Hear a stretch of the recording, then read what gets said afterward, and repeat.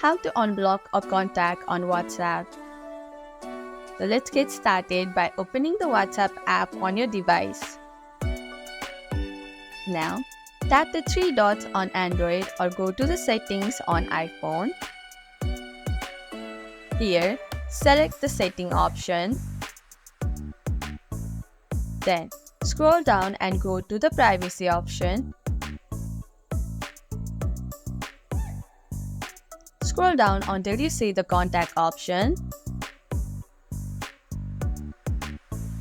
Tap on contact. Now go to the block contact option.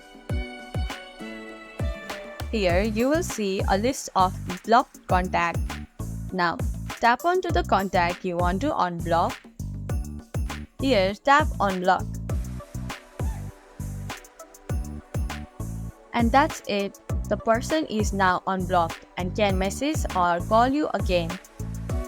Remember that unblocking does not restore all messages. They remain deleted if you clear them earlier. And that's how you unblock someone on WhatsApp easily.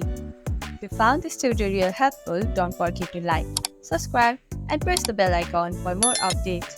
Thanks for watching, and I'll see you in the next video.